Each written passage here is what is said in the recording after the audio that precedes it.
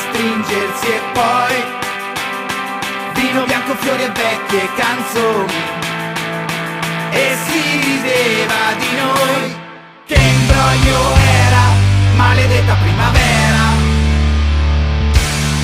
che resta di un sogno